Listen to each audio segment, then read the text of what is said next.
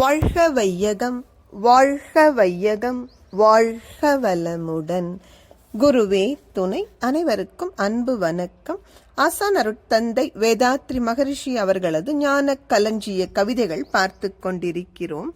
இன்று கவியன் 126 வாணிபமும் அரசியலும் என்பது தலைப்பு. வாணிபமும் அரசியலும் உழைப்போர் ஈட்டும் வாழ்வின் வளப் பொருட்கள் தமை வரிகளாலும் வாணிப லாபத்தாலும் கவர மக்கள் வணிகர்க்கும் அரசர்க்கும் அடிமையானார்.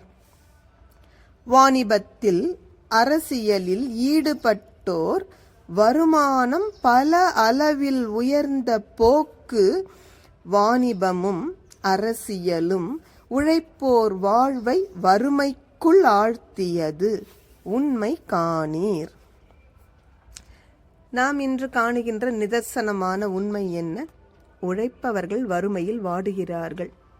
ஒயிட் காலர் ஜாப் என்று சொல்கிறோமே, உழைக்காமல் ஏசியில் அமர்ந்து கொண்டு மக்களை சுரண்டி பிழைப்பவர்கள் கொழுத்த லாபம் சம்பாதித்து மகிழ்ச்சியாக வாழ்கிறார்கள். இதற்கான அடிப்படை காரணம் என்ன?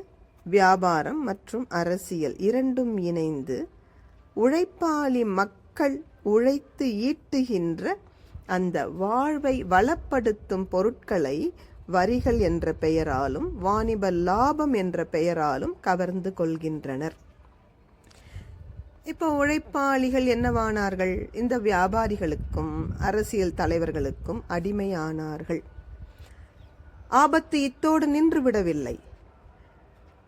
வியாபாரத்திலும் அரசியலிலும் ஈடுபட்டவர்களது வருமானம் பல மடங்கு உயர்ந்து வருகிறது.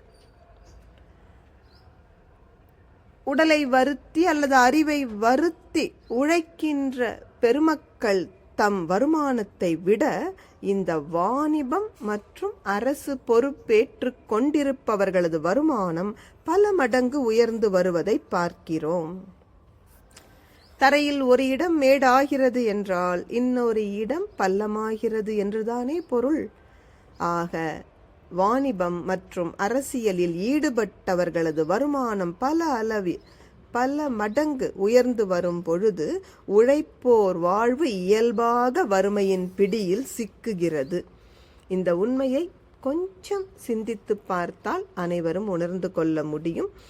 சிந்திப்போம், செயல்படுவோம். நன்றி. வாழ்க வளமுடன்.